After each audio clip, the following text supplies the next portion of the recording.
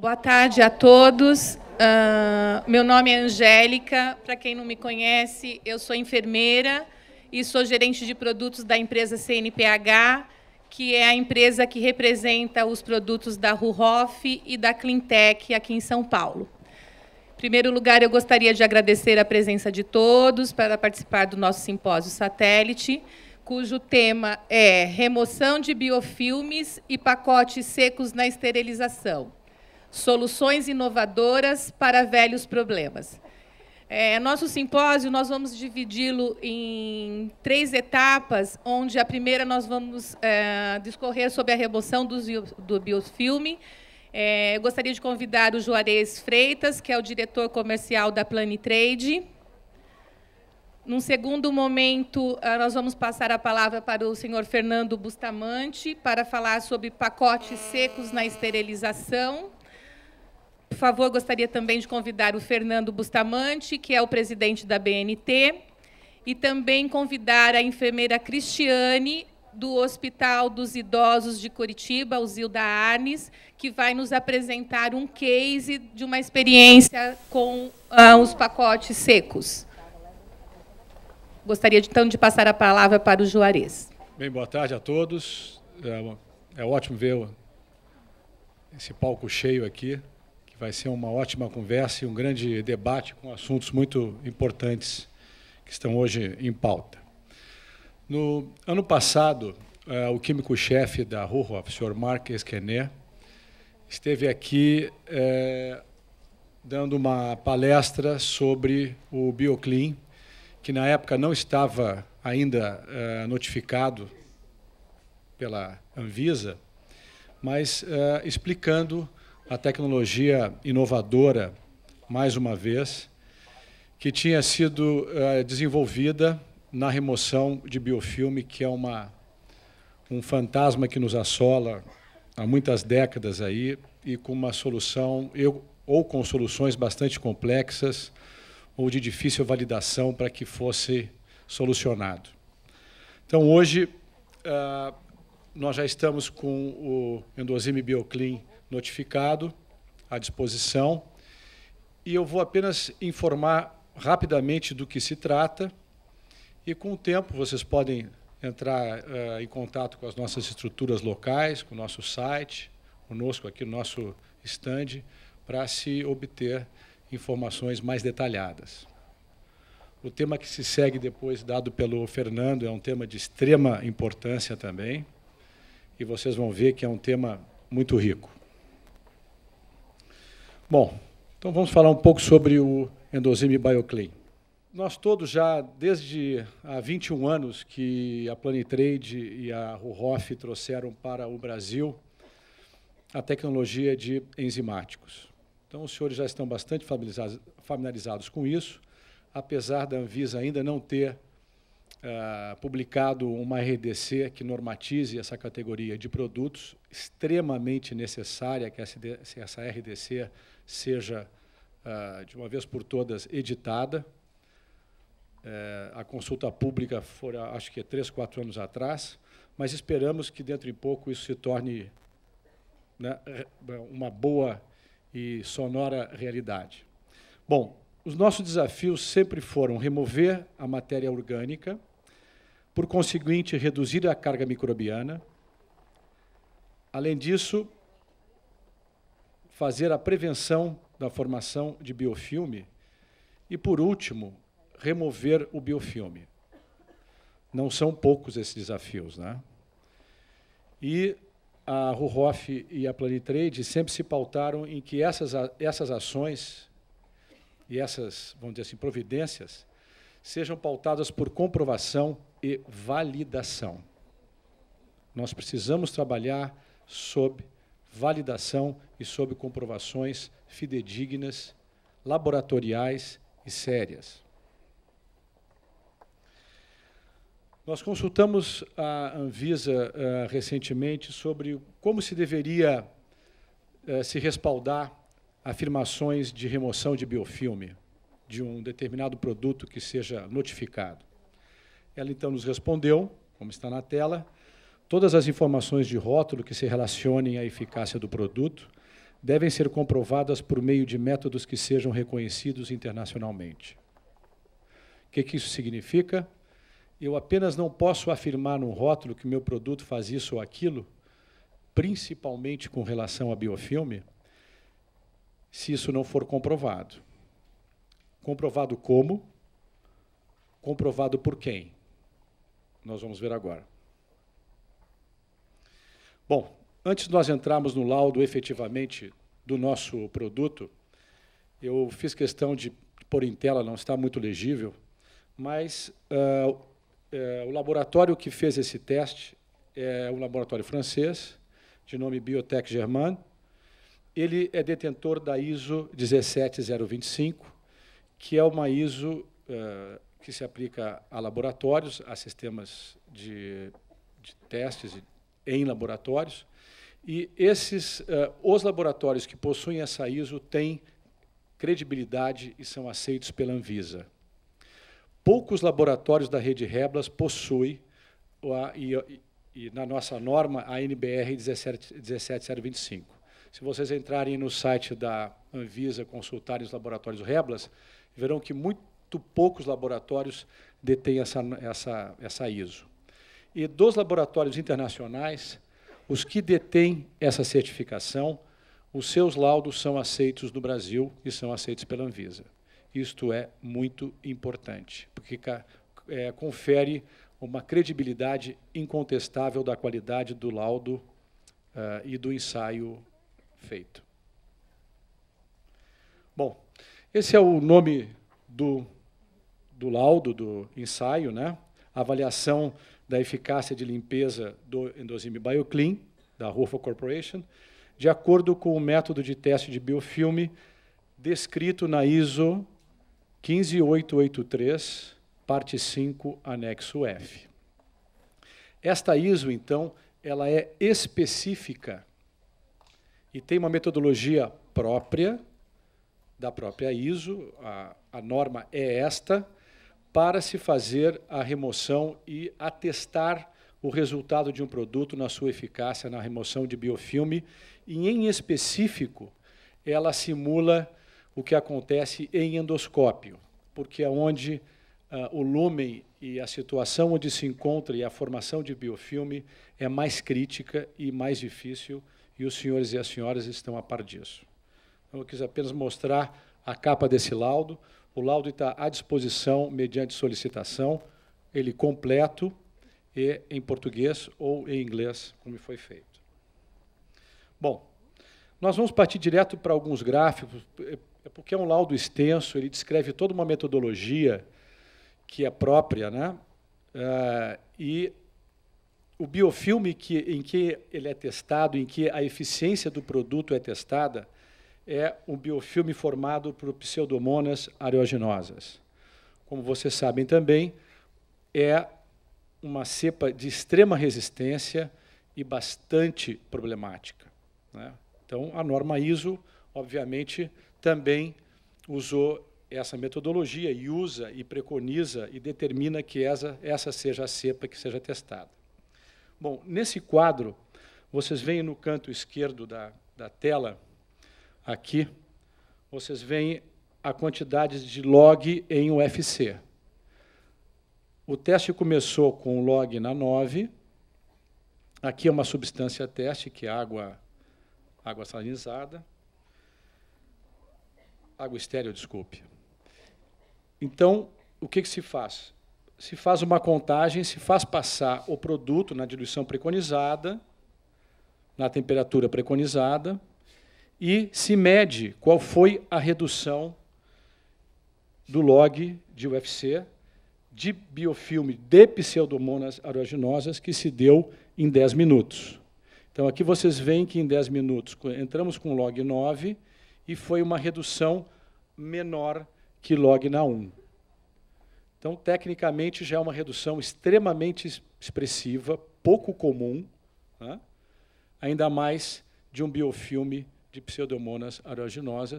Então, o produto atingiu, na diluição de 4 ml a 4 ml por litro, a uma temperatura de 47 graus e 10 minutos de contato, ele obteve, então, um dos parâmetros que a ISO determina para que o produto seja aprovado como removedor de biofilme, que é essa redução de mais de 90% de UFC, de Pseudomonas aeruginosa.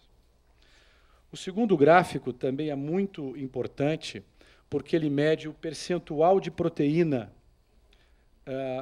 presente no tubo, onde ele é testado, qual a redução que ele obteve no mesmo tempo e na mesma diluição. Então, esse gráfico mostra que de 100% aqui, ele, em 10 minutos, obteve uma redução maior que 90% de proteínas removidas. Esse é o segundo parâmetro que essa metodologia determina que o produto tem que atingir para ser aprovado como eficaz e aprovado na remoção de biofilme. Também é um resultado bastante considerável. Bom, essas são informações básicas, simples, diretas, para que vocês tenham a informação. E mais uma coisa que me passou. Eu tenho visto alguns produtos no mercado que afirmam nos seus rótulos que reduzem drasticamente o biofilme. Isto só pode ser afirmado se comprovado. Eu não posso afirmar, e não afirmo, nos produtos que a Rohoff vende, como Endosime, APA, Endosime XP, que vocês usam, talvez, espero, né, que ele remove biofilme. Por que eu não digo isso? Porque eu não tenho uma comprovação fidedigna, séria, correta, para lastrear este tipo de afirmação. Então, se isso é dito, tem que ser comprovado. E nós podemos dizer isso, que o BioClean faz isso nestas condições, testado nestas condições, 4 ml, 47 graus, 10 minutos de contato, está aprovado por um laboratório de categoria internacional com uma metodologia reconhecida internacionalmente. Então, muito cuidado no que vocês veem aí fora e, principalmente, exijam comprovação e, mais uma vez, validem os seus processos de limpeza, porque nós não temos a segurança do órgão normativo para nos dar suporte aos produtos que nós temos hoje no mercado. Suporte que eu digo, suporte normativo, suporte de laudo, suporte técnico. Isso, infelizmente, ainda não existe. Espero que, brevemente, estamos nessa luta há 21 anos, espero que, brevemente, a Anvisa consiga chegar a uma formatação adequada de uma RDC, que diga que o enzimático, para ser chamado de enzimático, tem que ter determinadas performances de remoção de carga orgânica. Tá bom? Muito obrigado. Passaria a palavra agora para o meu amigo Fernando. Boa tarde a todos. Me deixaram uma missão bem cabeluda, mas vamos lá. Nós fizemos um trabalho intensivo em função de tendências e normatizações atuais que existe hoje no mundo, não só da normatização, mas principalmente na norma de boa qualidade, de bons procedimentos e de conceitos avançados, né? Eu sempre falo que quem não tem conceito na nossa área faz a coisa errada. Não é só ler a norma, não é ler só os procedimentos, tá? Mas um bom julgamento de uma atitude correta é o que leva à boa qualidade da situação. E, para isso, tem que ter conceito. Não tem conceito, erramos no nosso processo. Isso é fatal. Digo isso porque muita gente me pergunta, Fernando, onde está escrito isso na norma? Onde está escrito isso num procedimento? A Anvisa fez uma RDC? Não, pessoal. É conceito de boa prática. Os europeus, os americanos, asiáticos, todos têm esse mesmo conceito. Por que nós, aqui no Brasil, temos que estar na contramão da história? Né? Essa é uma das razões principais que me pediram para fazer esse trabalho sobre pacote molhado. Tá? Então, o título é Pacotes Secos da Esterilização, que é o que deve ser, que é o correto, e as soluções inovadoras para os velhos problemas que nós tínhamos até então com o pacote molhado. Bom, antes de começar, me pediram que eu fizesse a minha apresentação, o meu currículo, porque, para falar o que eu vou falar, eu acho que tem que ter uma formação profissional adequada, né? Desde que morreu Tancredo Neves, em 1885... Nossa, já faz tempo, hein? Não devia ter falado isso, né? Eu sou o presidente e coordenador da ABNT, do CB26, que estuda toda a área de esterilização de produtos para a saúde. São temas variados. Ontem, na palestra da plenária lá, eu expus os GTs, todas essas coisas. Quem estava presente pôde acompanhar a formação, não vou me estender nisso. Por ser membro da ABNT, eu sou o delegado brasileiro perante a ISO, do grupo TC 198, que fica em Genebra. Por portaria, sou membro da 482 do Ministério da Saúde, desde a primeira formação que ocorreu pelos idos também por aí. Não vou falar data, senão vão pensar que eu sou velho, né? Por ser também membro da ISO, sou membro do honorário do Instituto de Validação em Tecnologia de São Francisco, nos Estados Unidos, que ajuda as farmacopeias americanas a criar sistemas de validação corretos para os produtos, procedimentos, tudo que é ligado na área de esterilização.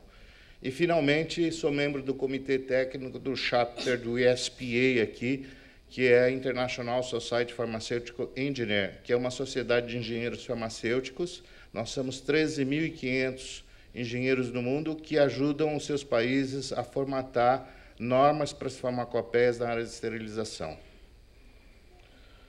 Bom, para falar para vocês, e casa de ferreiro não pode ser espeto de pau, tudo que eu vou falar para vocês, todo o trabalho que foi feito foi baseado em normatização internacional, as principais, inclusive porque já vai virar norma brasileira, né? Eu acho que até o fim do ano já está publicado como norma, a 11607, que é os sistemas de barreira estéril, né? 11607-2, e eu acho que o ano que vem a 11607-3, tá? Também tem a ISO 16775, tá? Que é um guia de aplicação dessas normas.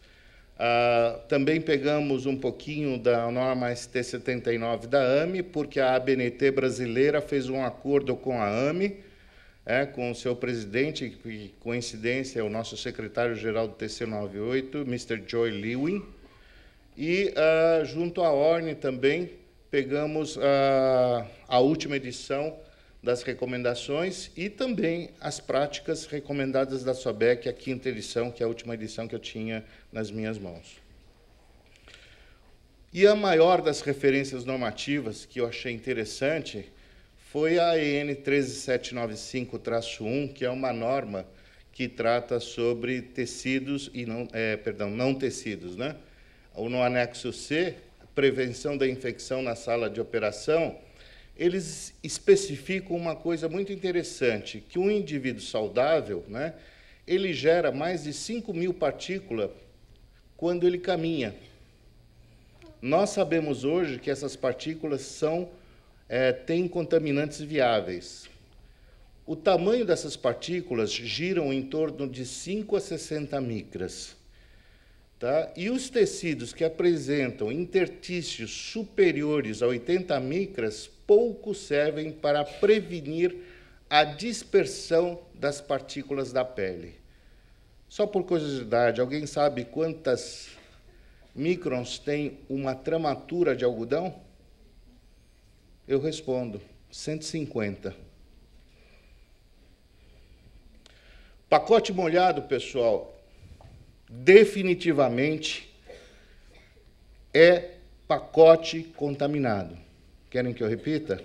Pacote molhado, pacote úmido, pacote com restícios ou qualquer vislumbre de umidade é pacote contaminado. Isso está em recomendações da ORNE, isso está em normatização internacional e vai ser normatização brasileira e é prática da SOBEC.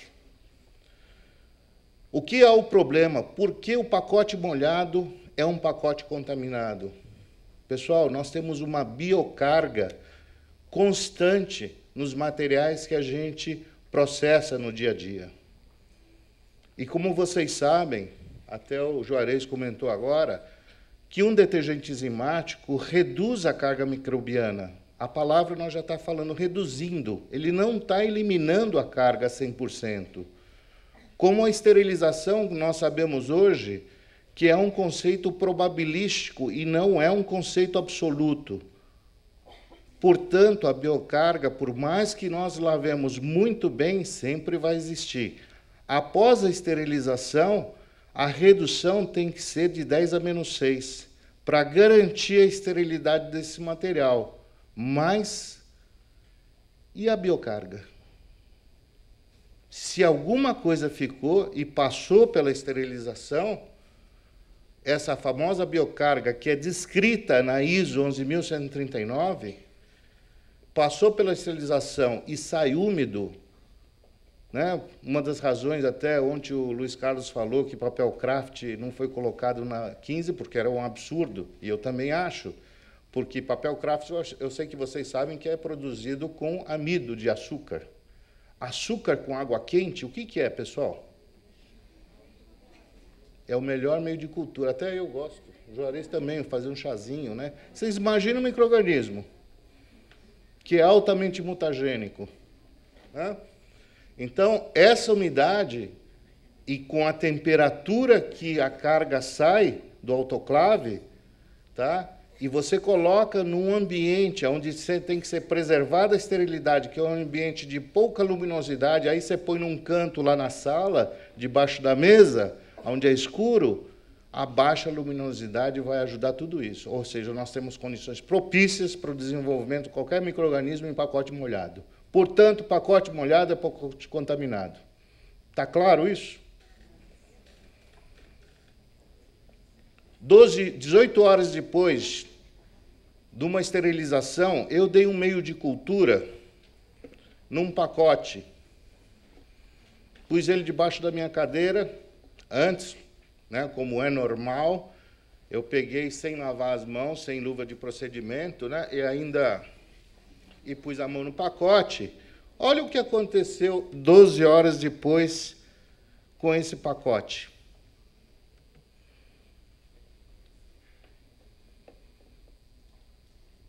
(18 horas depois, isso é lógico, está acelerado o filme. Isso é Icterícia coli, para quem quiser saber. Né? Só o simples fato de ter manipulado de uma forma que, corriqueiramente, se a gente não se policia em ter lavado as mãos, né? Passado álcool gel, ou usar uma luva de procedimento para pegar material esterilizado quando sai da autoclave, é isso que pode ocorrer. Tá? Lembrem que nós temos, além da biocarga, que fica interno, nós temos os particulados de suspensão que estão aí pelo ar. 70% da infecção hospitalar provavelmente venha pelo ar.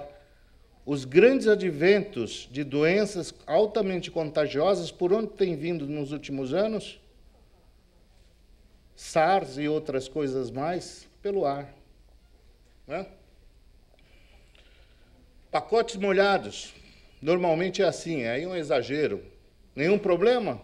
Alguém vê algum problema nessa foto? Não?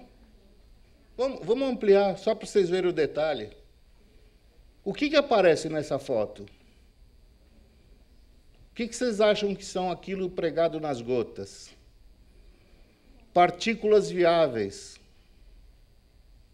que 18 horas, 12 horas, 6 horas, 8 horas depois eclodem. E como vocês sabem, os micro-organismos mutagênicos, altamente mutagênicos, cada vez que se procriam, criam mais resistência ao ambiente que eles estão, justamente para se proteger. Os velhos problemas que nós temos. Por quê? Aonde são os velhos problemas? Da onde vêm os velhos problemas? De equipamentos muito antigos que nós temos, né? Eu entro dentro de um hospital, um autoclave de 33 anos. Não, mas, ó, tá joinha. Aí eu vou perguntar para o Paulo Laranjeira se ele validou, Não entra nem em validação, mas está joinha, vão funcionar, né? Sem manutenção nenhuma. Como eu escutei ontem numa palestra do Paulo Laranjeira, que falou num congresso em Goiânia, 300 pessoas. Quem validou o autoclave? Só 3 levantaram a mão. E aí, como é que faz? Equipamento fora de norma? Se não lê nem o manual, vai ler norma? Qualidade de vapor, isso é intrínseco, pessoal. Se vocês soubessem da importância na Europa, nos Estados Unidos, na Ásia, da qualidade de vapor que é exigida lá para gerar um vapor de boa qualidade, para que ele entre na autoclave de uma forma segura, porque ele é um dos pedestais da esterilização. Quais são os 3 pedestais da esterilização? Tempo, temperatura e presença do agente esterilizante. O vapor é ele. E ele tem uma característica técnica, tem que ser acima de 97% de titularidade. Se não for isso, eu entrego, sabe o quê? Umidade. Aí eu coloco uma caixa de 32 quilos, como a caixa sai? Molhada. Peso excessivo das caixas, a Orne, a Sobec, né? Todas estão... Pessoal, isso não está em norma, é recomendação, é bom senso. Quanto mais peso a gente põe numa caixa, mais massa específica nós estamos entrando dentro da autoclave. Quando eu jogo vapor nessa massa específica, ela absorve energia. O vapor, o que é? Da onde vem o vapor, pessoal? Da água. Como volta o vapor quando toca uma massa específica? A água. Se eu tiver um vapor de péssima qualidade, onde existe mais umidade ou mais água do que vapor, o que acontece? Água. Não há Cristo que seque. Embalagens totalmente inadequadas, né? Não vou falar nem quais são as embalagens que vocês já conhecem. E o famoso tecido de algodão. Para com isso, pessoal. Tecido de algodão, desde 2003, não se usa mais na Europa. Existem normatizações, né, que falam, eu mostrei para vocês, passagem aérea acima de 80 micras causa uma movimentação de partículas viáveis que existem no ar ambiental. E a trama do algodão é acima de 140. O que vocês acham? Passa ou não passa? O Brasil está na contramão? Pelo que eu vejo publicado, sim. Isso aqui são algumas fotos que eu tirei de campos cirúrgicos, né? Com o furo de... Enfermeiro, me ajudam quando vocês prendem os campos. É isso aí. Vocês desculpem, eu não sou da área.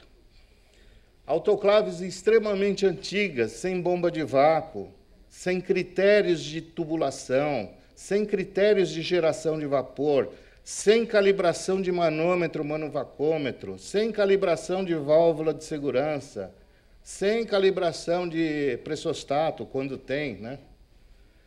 Olha só como é o algodão pré e pós-lavado. O algodão, cada vez que se lava, mais abre as tramas. Deu para entender? Velhos resultados, em função do uso inadequado de tudo isso, qual é o velho resultado que nós temos? Caixas molhadas, pacotes úmidos, contaminação à solta. Pior, retrabalho. Façam um teste vocês. Em cada central de vocês, se vocês virem vestígio de umidade num pacote, coloque do lado e reprocesse ele. No final do mês, me fala se isso representa mais de 3% do seu trabalho. Sabe o que vai acontecer? Vocês estão jogando dinheiro fora. Como que vocês querem que o hospital invirta em mais equipamentos se vocês jogam fora seu trabalho? Enfermeira estressada, porque tem que retrabalhar, e o melhor de todos, os médicos extremamente nervosos. Eu já vi médico jogando caixa de 30 quilos no chão porque estava encharcada. A sorte que eu tirei o pé. Os conceitos atuais, pessoal, conceitos. equipamentos modernos e automatizados. Eu vejo hoje, o equipamento autoclave foi inventado em 1880 por Charles Chamberlain. E eu encontro hoje, em qualquer loja de produtos e equipamentos médicos, a mesma autoclave, nem a válvula de segurança mudou. E fala, não, senhor Fernando, esteriliza. Eu falei, tá bom, vou falar o quê? Né? Novos conceitos que nós temos nos processos de esterilização. Pessoal, tempo é dinheiro hoje. Se eu não fizer um processo eficiente, eficaz, com baixo tempo e com qualidade, o custo operacional vai lá em cima. O último Congresso Mundial de Esterilização em Portugal mostrou isso para nós. Todo mundo na Europa e Estados Unidos preocupado com quanto vale uma pinça ser esterilizada. Vocês viram a Marion falando disso ontem também. A preocupação com o custo de quanto vale esterilizar uma pinça. E o retrabalho?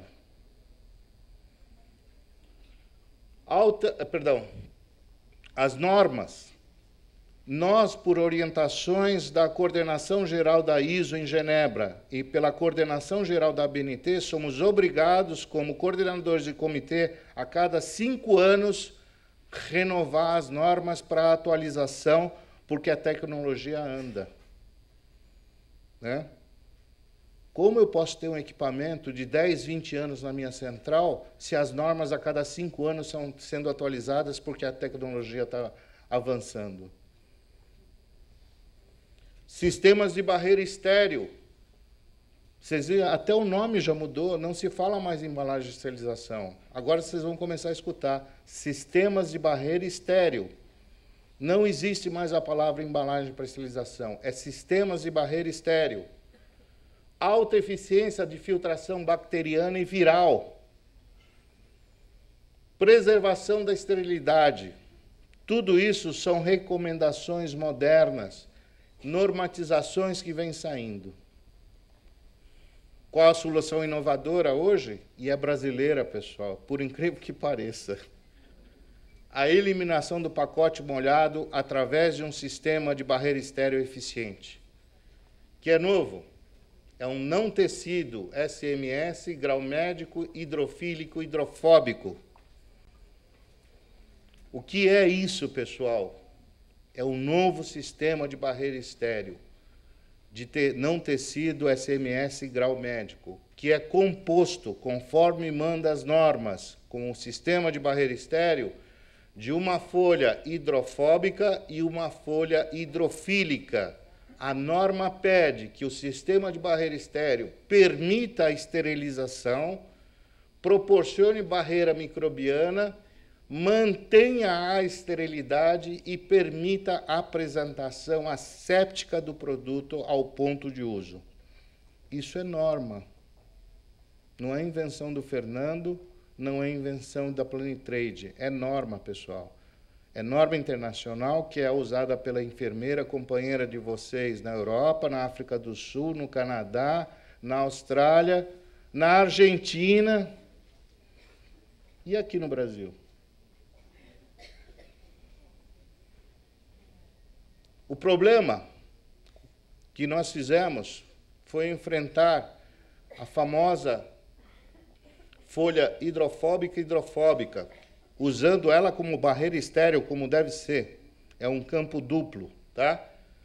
O que ocorre? Você deixa penetrar, mas se a qualidade de vapor, ou mesmo com a qualidade sendo boa de vapor, isso age como um filtro, gerando partículas de água. Não há Cristo que saque isso de volta, porque esse sistema é comprovatório que não retira a umidade. Ah, põe um paninho de algodão, seu Fernando.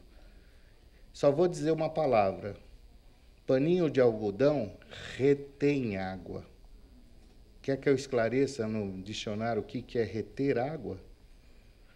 Na Europa e nos Estados Unidos, as enfermeiras estão comprando balanças semianalíticas para ver o peso antes e depois da esterilização, porque os conceitos modernos e a nova norma pedem o diferencial de peso antes e depois da esterilização para ver o grau de umidade que nós temos em cada pacote.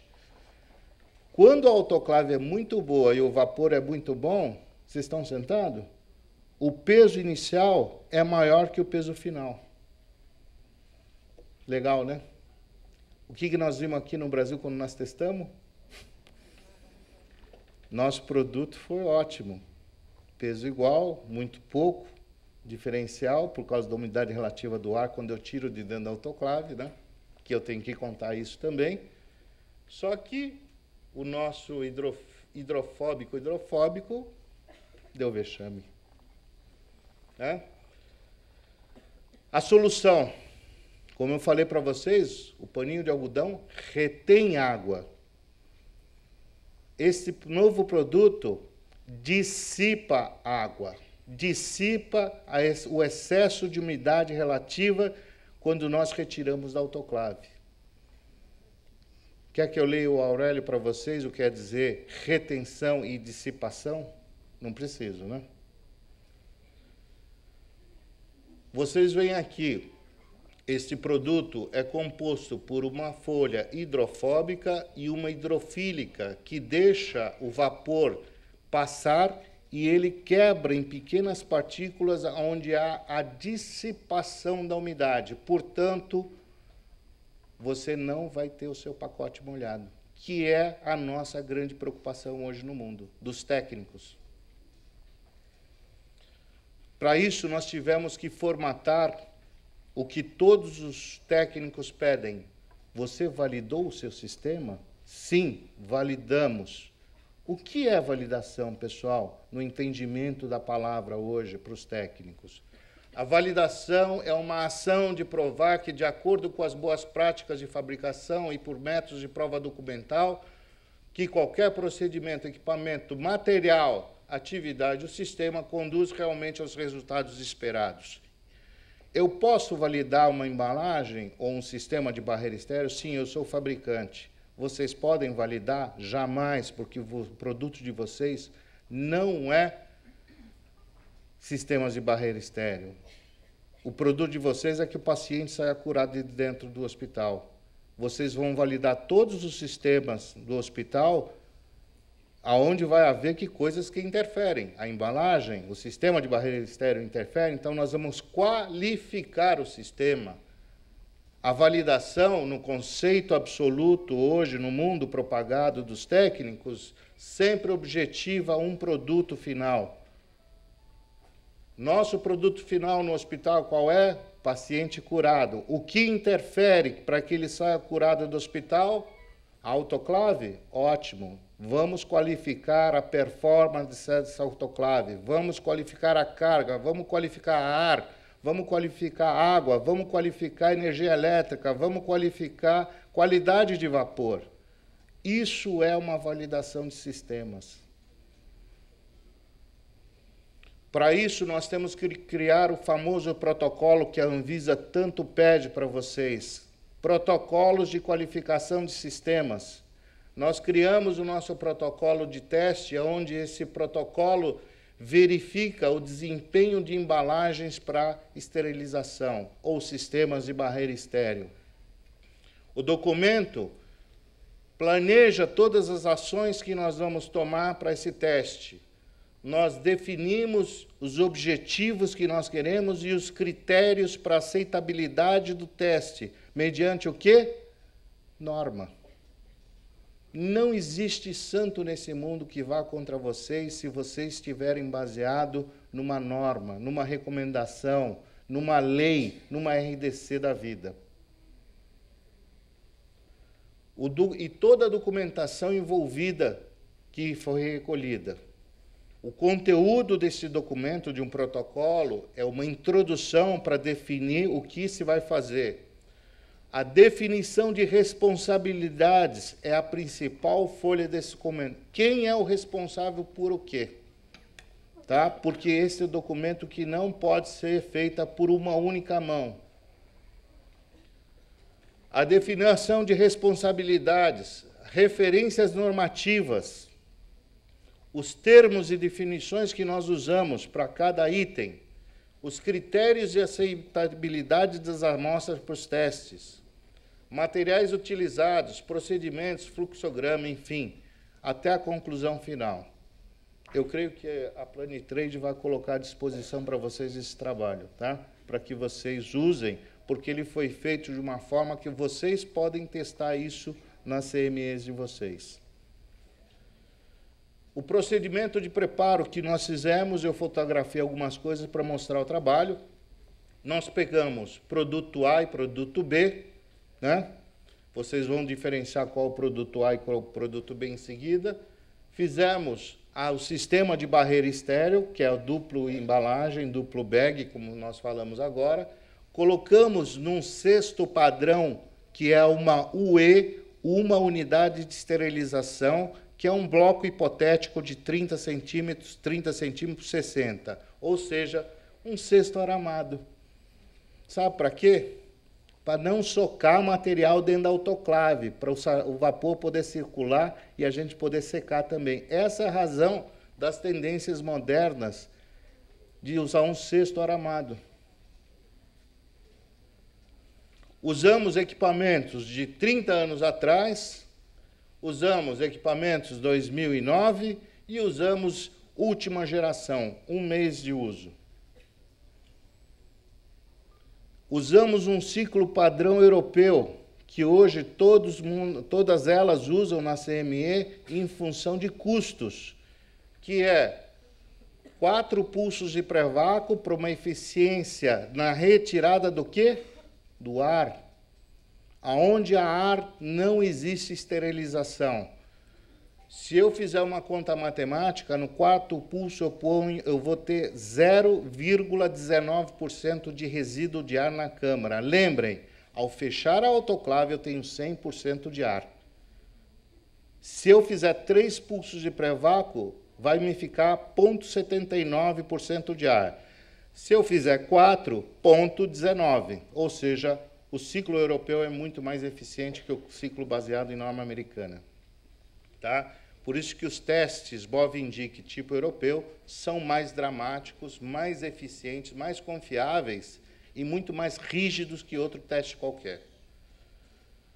Elevamos a temperatura até 134 graus, 5 minutos de esterilização é o suficiente, 3 minutos já era o suficiente. Se vocês viram a palestra do Mark ontem, ele falava em 3 minutos, né, por segurança 4, e nós fizemos aqui em 5. Coloquei 8 minutos de secagem. Por quê, pessoal? Vocês falam, esse cara está louco. Eu levo 1 hora no meu autoclave, eu ponho 30, 20, 40 minutos. Porque se a titularidade de vapor é acima de 95, como manda a norma brasileira, NBR 11816, anexo A, capítulo 5, o título de vapor tem que ser 0,95 com máximo 3,5% de gases condensáveis. A norma europeia, a norma americana, que é a norma ISO, pede que o vapor para esterilização tenha uma titularidade acima de 97. E a água tem que ser, no mínimo, de osmose reversa, com um item de segurança abaixo de 10 microsiemens de condutividade. Isso é norma brasileira também. Se você tem um vapor bom, uma boa circulação de ar, uma boa forma de carregar a sua autoclave, 8 minutos dá e basta, porque ao entregar pouca umidade ao sistema, pouca umidade eu tenho para retirar. Para que eu vou pôr 20 minutos? 8 minutos, aeração final, retirei o pacote seco, esturricado de seco. E aí nós temos o resultado, alguns resultados, nós tiramos mais de 300 fotos de todos os resultados. Eu peguei as mais evidentes, as que são mais claras, para a gente poder observar aqui, mesmo por causa do tempo. O produto A, sem nenhum vestígio de umidade visual, e o exame visual é importantíssimo. E nós vemos o produto B. Dá para ver água? Pois é um absurdo isso aí. Isso não é molhado, não é vestígio de umidade. é piscina de água. Aqui nós temos outro, eu peguei do teste A, com uma autoclave de 1930, né? A outra 2009 e uma moderna. Olha só, nosso produto A, o produto B. Dá para ver mancha por fora e por dentro. E agora, vocês adivinham qual é o produto A, o nosso? É o de cima. E o de baixo? Houve um absurdo. Se vocês têm bons olhos, o que é essa mancha aqui, ó? Queimou. Isso, e vocês acham que não fez buraquinho? Fez. E aí, como fica a manutenção da esterilidade no sistema de barreira estéril? Não fica. Aí eu pus essa foto, porque essa era a balança semianalítica que eu estava usando, rastreada pelo Inmetro, e que, quando eu coloquei o pacote do produto B, estava tão úmido, mas tão úmido, que olha a umidade na superfície da balança. Aí vem o produto final da história, que é o quadro demonstrativo do quanto ficou de água, por peso. 74 gramas de água.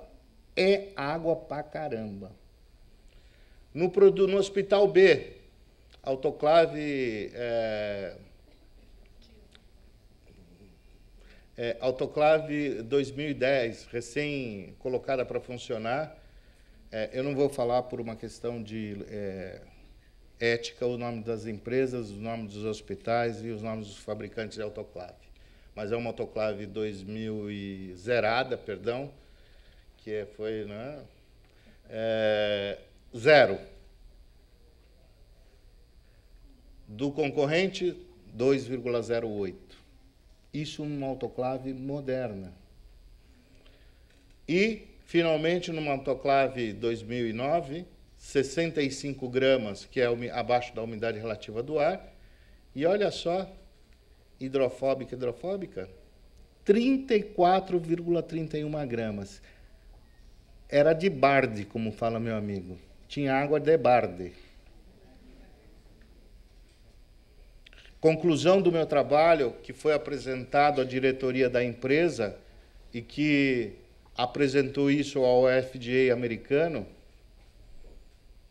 eu salientei aqui, a embalagem para esterilização hidrofóbica apresentou retenção expressiva de umidade pós-ciclos de esterilização, com resultados superiores aos obtidos com as embalagens de esterilização hidrofílica e hidrofóbica. Sabe o que é isso?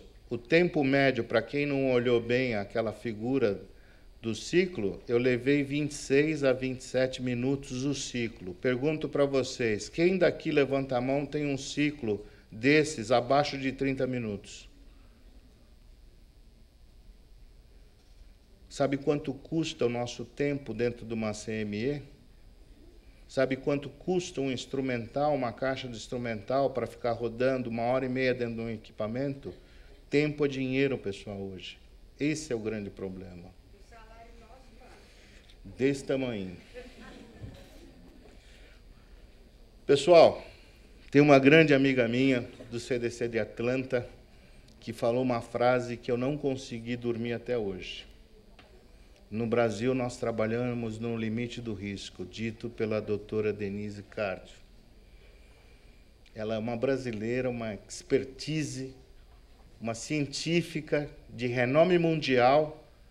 E quando a gente conversa sobre esterilização, esse é o parecer, essa é a visão que ela tem do Brasil. É lógico, também se eu leio algumas publicações, é o mínimo que eu podia falar. Nós não podemos ter essa situação no Brasil, pessoal. Não podemos trabalhar no limite do risco. Nós tratamos com pessoas, com saúde de terceiros. Pior, amanhã pode ser você lá sentado ou deitado, né? Bom, eu acho que por aqui chega, né? Eu acho que depois vem perguntas. Agora nós convidamos a enfermeira Cristiane, do Hospital Zilda Arnes de Curitiba. Obrigada, Fernando. Desculpa. Para que ela possa nos passar um case no hospital dela, onde ela teve uma experiência com o uso das embalagens hidrofílicas e hidrofóbicas. Boa tarde a todos. Sou bem mais pequenininha, né? Gostaria de agradecer, em nome da direção do Hospital Zilda Arnes de Curitiba, para estar aqui para apresentar um tema tão questionador do nosso dia a dia, né, que nós deparamos dentro de uma central de materiais, porque, na maioria das instituições brasileiras, quem determina o que nós vamos utilizar dentro de uma central de material nunca é o enfermeiro que realiza o processo, e sim o setor de compras, o setor de licitação, né? Então, eu vim aqui trazer um case de experiência dos pacotes molhados da nossa realidade enquanto instituição. Qualificação do palestrante. Primeiro momento, eu sou como uma de vocês, né? Eu sou uma enfermeira de centro de materiais que luta, né, pela qualidade do processo, pela assistência indireta que nós prestamos ao paciente. Sou enfermeira pela Universidade Federal do Paraná, sou mestranda em Engenharia Biomédica pela Universidade Tecnológica Federal do Paraná, docente da pós-graduação da Pontifícia Universidade Católica, presidente do Núcleo Paranaense de Enfermeiros em Centro Cirúrgico, Centro de Materiais, enfermeira coordenadora de Centro Cirúrgico e Centro de Materiais do hospital mais novo de Curitiba, que é o Hospital do Idoso Zilda Arnes, consultora técnica do Grupo Nós e membro do Comitê de Ética e Pesquisa da Pontifícia Universidade Católica. Primeiro momento, né, nós tínhamos um impasse do nosso dia a dia, que era a embalagem para dispositivos médicos hospitalares. E nesse ano, eu vou trabalhar com uma outra tratativa, né? Não é mais embalagens, e sim sistemas de barreira estéreo. Eu aprendi. O sistema de barreira estéreo deve assegurar o conteúdo estéreo até a sua abertura com técnica asséptica, sem risco de contaminação.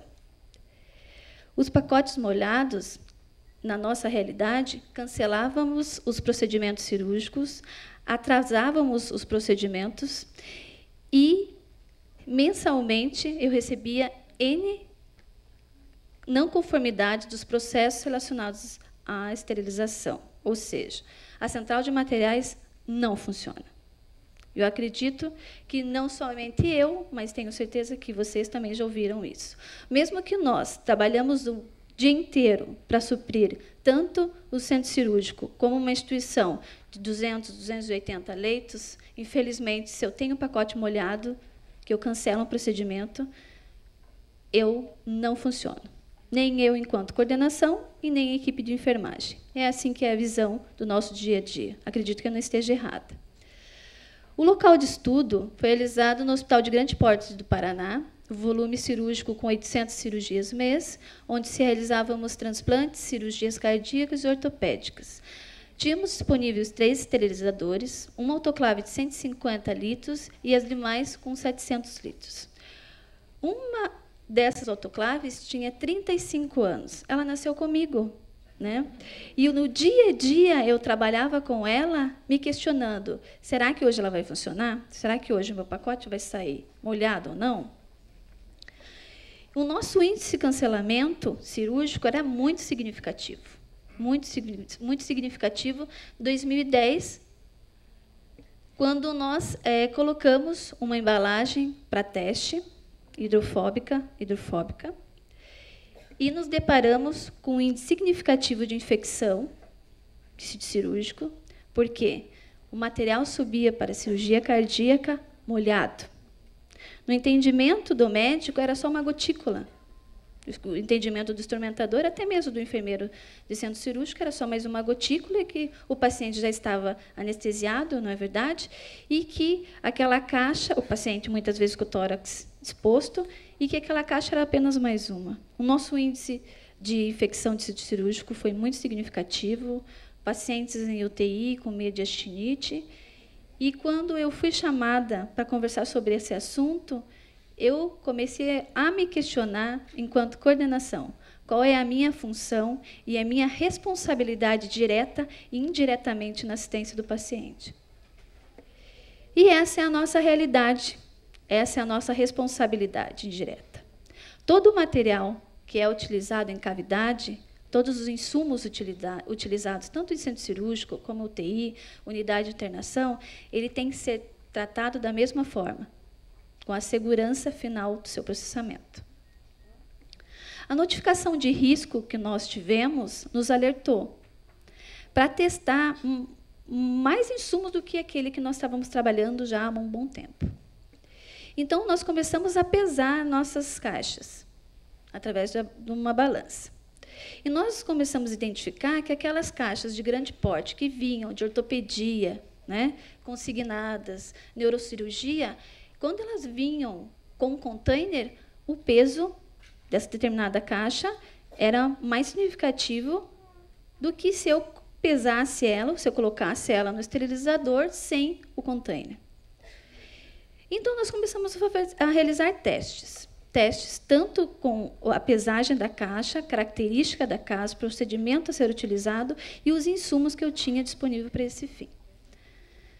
Então, nós retirávamos então do container, colocava somente as partes internas da caixa em uma compressa, subsidiando uma caixa e outra, e encaminhava para o processo de esterilização.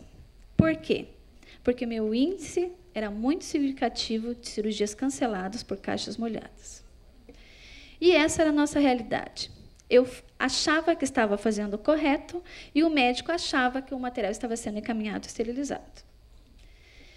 E a análise de secagem que nós realizamos foi através de 2 tipos de produto. Análise A com a embalagem hidrofóbica e nitrofóbica, na qual, devido aos meus questionamentos sobre a retenção de líquido nos todos os dispositivos que nós retirávamos da autoclave, eles me proporam uma compressa.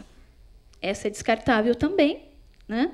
que nós tínhamos que colocar entre uma caixa e outra para reter, na realidade, o vapor para que ele não condensasse no interior da caixa. E esse foi o nosso resultado quando nós esterilizamos em 134 em 5 minutos. E esse foi o nosso resultado, que, na verdade, era essa a nossa realidade do nosso dia a dia. Que mesmo com ou sem essa compressa, ainda eu tinha o problema de gotículas. O tempo de processo de esterilização nesse período era de 134 graus, 5 minutos, 20 minutos de secagem e um tempo total de 1 hora e 50 minutos que eu deixava o material dentro do autoclave para que ele não saísse com gotículas. Isso significava que eu deixava 50 minutos a mais a caixa dentro do esterilizador para que eu impedisse, né, que ela saísse com gotículas. Então, eu tinha um tempo, em vez de realizar 12 ciclos por dia nos meus equipamentos, eu realizava 8 ciclos por dia.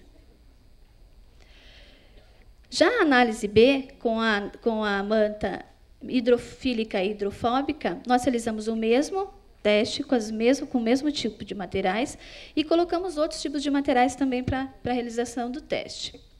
Então, foi realizado a embalagem, o sistema de barreira estéreo, de acordo com as normas, né, assépticas. E, após o momento que nós retiramos da autoclave, nós não conseguimos encontrar nada que apresentasse, que fosse visualmente ou tátil, que o material apresentava a presença de gotículas. Tanto na externa, na embalagem externa, como na interna ou interior da caixa. E quando eu falo caixas, são caixas de 8 quilos, 7 quilos. Então, o volume do material ali, da temperatura que ele retém durante o processo, o tempo dele de secagem, né, ele é mais demorado do que o ideal, mas ele não pode reter um equipamento 1 hora e 50 minutos, né, para que ele seque. Então, eu tinha que trabalhar reduzindo esse processo. Isso daqui é mais uma segunda foto. Isso daqui é no interior da caixa. E essa nova embalagem, esse novo sistema de barreira estéreo, nos abriu os olhos. Que não era somente o meu problema enquanto enfermeira, enquanto coordenadora, enquanto dona de uma autoclave de 35 anos, era da minha embalagem também, do meu sistema de barreira estéreo, que não fazia a função dele corretamente. Porque se eu reduzir 30 minutos do processo de secagem, ou seja, do processo de inclusão desse item dentro do esterilizador, me facilitou no cancelamento dos procedimentos cirúrgicos. No período, como eu vinha de uma instituição do Sistema Único de Saúde, era muito significativo para nós o gasto em energia elétrica. Então, a partir do momento que eu substituí uma embalagem pela outra, eu consegui, no período de pico, que é das 6 da tarde às 19 horas, abortar o ciclo de esterilização, ou seja, deixar as autoclaves paradas para que ela não funcionasse nesse período. Então, eu consegui, né, reduzir um pouco também de uma conta de energia elétrica somente da Central de Materiais de R$ 7.000. Fora o cancelamento de cirurgia por pacotes molhados, né? Esses números, né, que eu mostro aqui, tanto em junho, julho e setembro, se deu porque nós tínhamos funcionários novos no setor e que eles ainda, né, entendiam, como nós entendíamos, que a partir do momento que eu tenho o término do ciclo, eu tenho que deixar em 10 minutos a porta entreaberta e retirar, né, o dispositivo lá de dentro. Então, esse daqui foi erro realmente de processo, por isso que nós tivemos um caso em cada mês. Até então, nós realizamos a capacitação da equipe e, nos próximos meses, nós conseguimos zerar esse processo. O que nós tivemos como melhoria após essa troca, né, de sistema de barreira estéreo?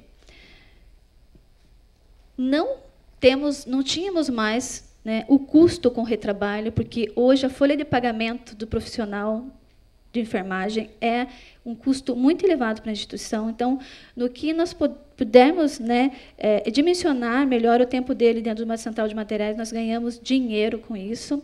O gasto de energia elétrica, o cancelamento de cirurgias, porque a central de material parou de ser, né, um setor que só causava problemas, e o dimensionamento da equipe de enfermagens e os riscos possíveis de infecções, que não foi possíveis, né, foi evidentes. E, com isso, a CCH também entendeu e realizou, e comigo, esse trabalho de investigação para verificar aonde estava o problema.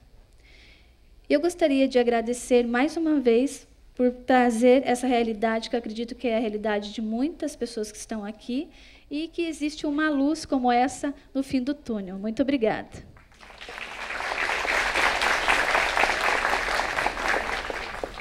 Eu gostaria de agradecer a todos os participantes aqui da mesa e estamos abertos às perguntas. Olá, boa tarde. Meu nome é Gisele, eu falo do Serviço Único de Saúde da Prefeitura de Itapeva, aqui em São Paulo. E eu só fiquei com uma dúvida em relação ao trabalho. Essa autoclave da nossa idade, se ela teve alguma alteração durante essa pesquisa ou se você simplesmente só mudou a embalagem, não houve mudança na máquina.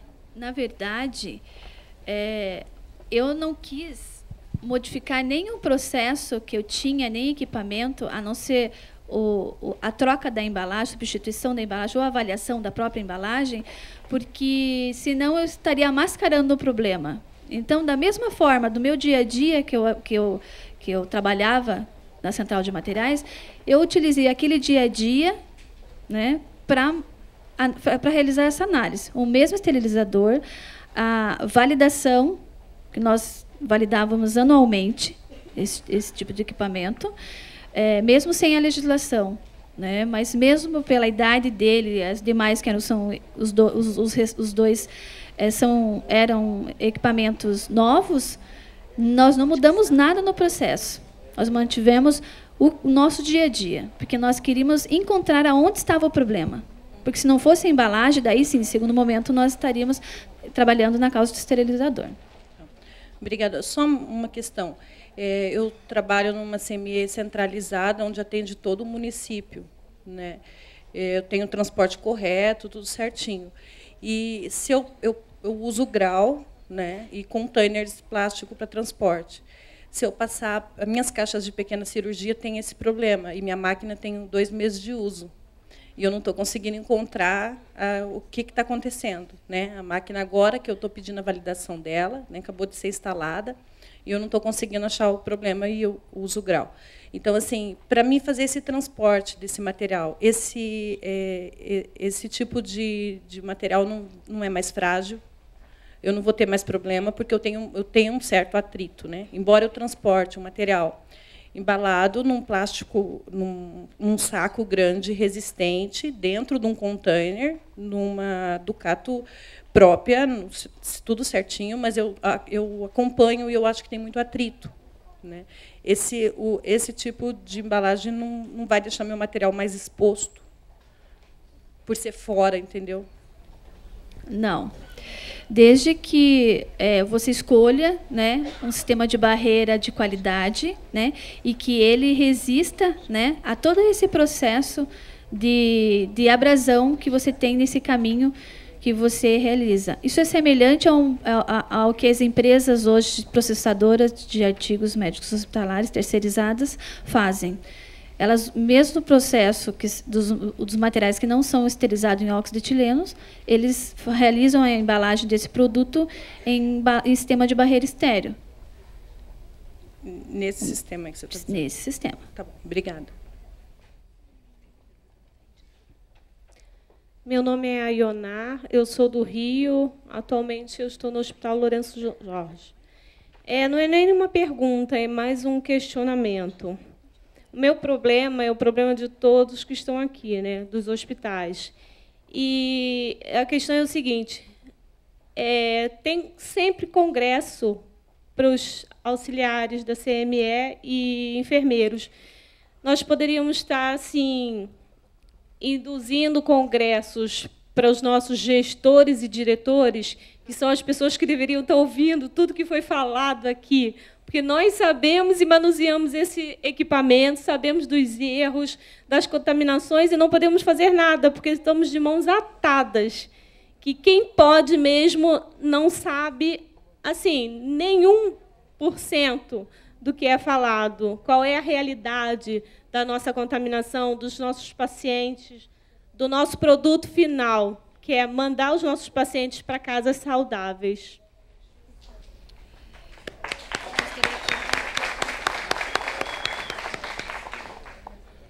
Olha, como eu falei para vocês, logo no início da conversa que nós tivemos, antes de mais nada, o que a Anvisa está pedindo hoje de todos vocês? Protocolos. O protocolo, como eu falei, não é feito a uma mão só. Cada um tem uma responsabilidade em cima de cada ato dentro da central. A RDC 15 fala que o responsável técnico, no caso, é a enfermeira, mas no protocolo a responsabilidade também pode ser imputada ao gerente, ao gestor do hospital. E aí você pede para ver se ele assina embaixo esses tipos de resultado. No mundo lá fora é dessa forma, pessoal. A responsabilidade, não só técnica, mas também em função da qualidade do serviço que se presta ao paciente, ela tem que ser distribuída aos responsáveis de cada etapa do processo. E a etapa de processo de compra, de definição, de especificação ou liberação de verba, ele tem que assinar embaixo, né? É a única forma que um profissional tem de ser um bom profissional, tendo boas armas. Se nós nos prestamos a assinar embaixo como responsáveis técnicas por coisas, vou chamar, molhadas, o que a gente pode fazer?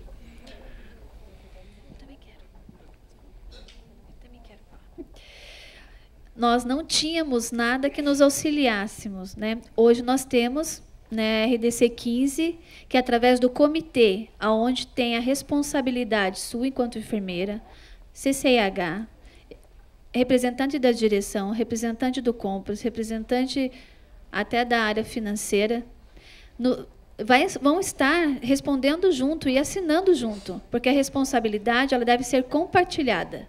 Né?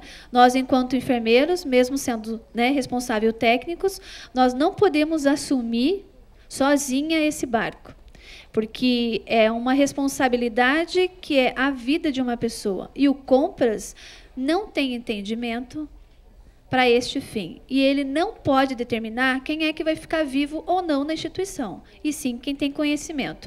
E isso você vai demonstrar no comitê, porque a partir do momento que você começar a demonstrar o teu conhecimento, né, técnico, científico, daquilo que você está propondo, com certeza o que você orientar vai ser mantido.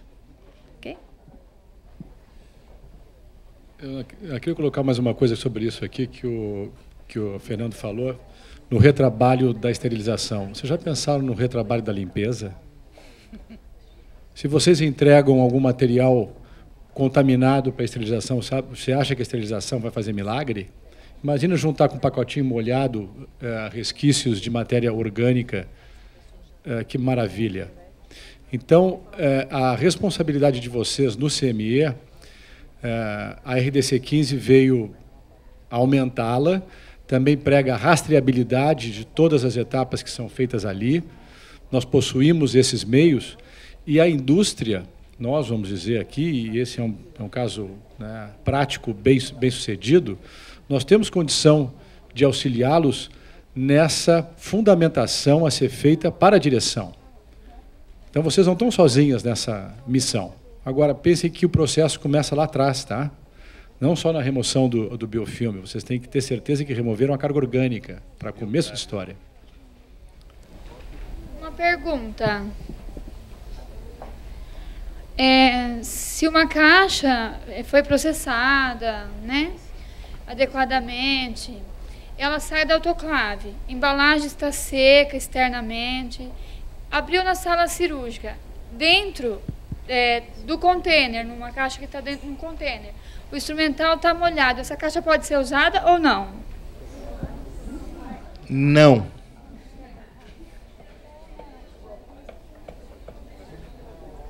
O campo estando seco, ela não pode ser usada, né? Mesmo que o instrumental esteja com a gotícula, o campo seco. Não.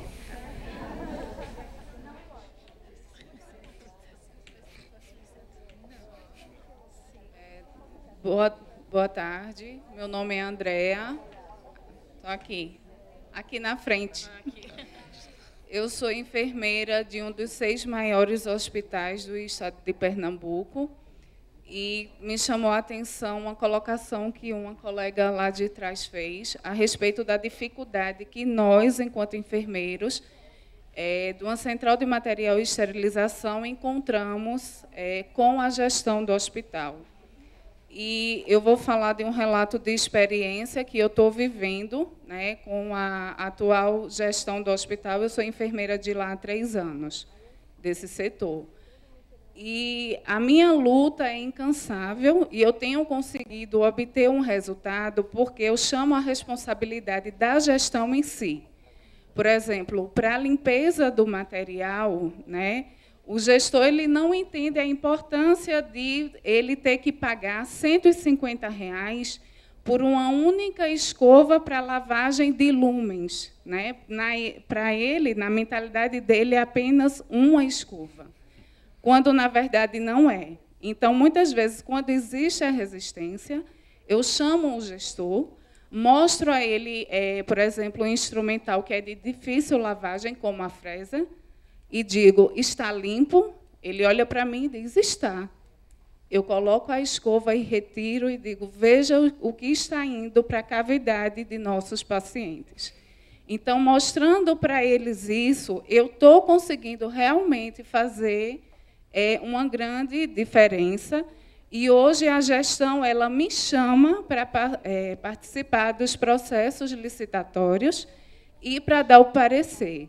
Né? Recentemente, eu desclassifiquei 22 empresas por questão do processo de teste biológico, por exemplo, onde eu coloquei para o gestor, eu quero me deitar e eu quero conseguir dormir tranquila. Né? Então, eu acho que se a gente mostrar para eles essa realidade, tem como a gente mudar, sim. É um trabalho difícil, que a gente vai engateando, mas tem como a gente conseguir fazer essa mudança, sim. Certo? Só outra pergunta. Você colocou no final a respeito da enfermeira, de deixar a autoclave entreaberta por 10 minutos para que não haja condensação do material. Eu queria que você esclarecesse, porque eu não entendi bem essa colocação final. Se deixa entreaberta, se não pode deixar entreaberta, eu não entendi. Não, na realidade é assim. Antes, com a embalagem, com a manta hidrofóbica, eu tinha que deixar a porta entreaberta 50 minutos depois do término do processo de esterilização. Após o momento da análise, nós reduzimos esse tempo para 20 minutos da porta entreaberta do equipamento, para que aquela temperatura normal, né, ideal, tanto do ambiente externo como do ambiente interno do equipamento, não interferisse, né, na secagem desse tipo de dispositivo. Então, é a redução significativa desse tempo que nos chamou a atenção. E deixou claro onde estava o problema. Não era tanto no meu equipamento 35 anos. Não vou dizer que ele não era um problema, porque ele poderia, sim, ser um dos problemas, né, que interferiram. Mas é isso que nós conseguimos identificar.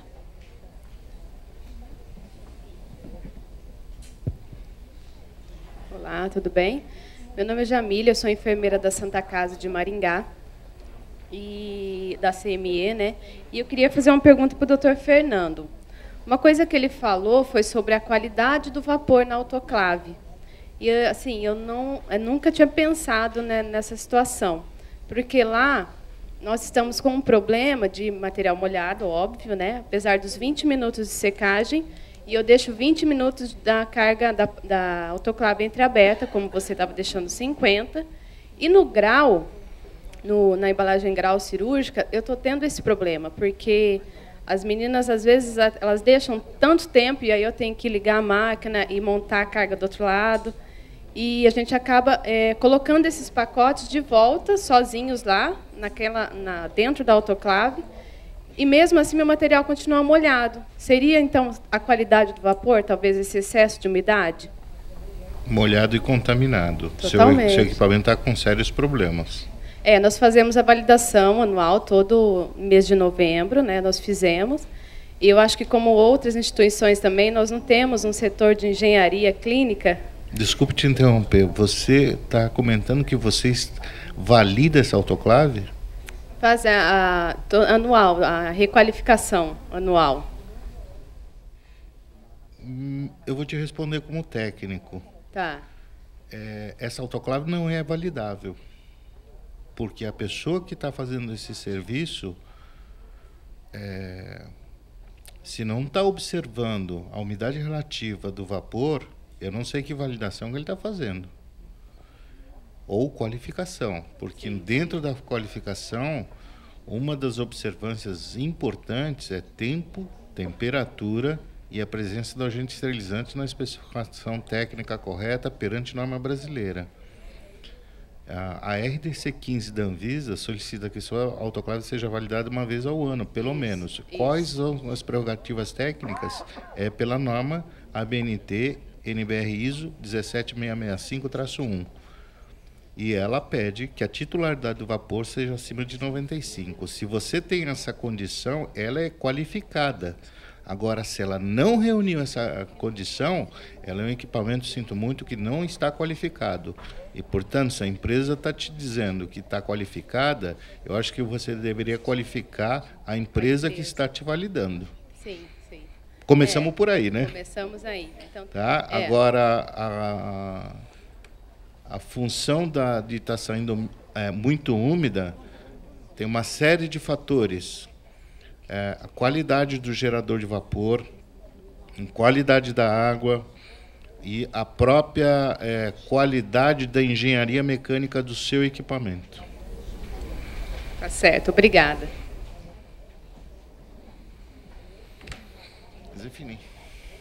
Mais alguma pergunta?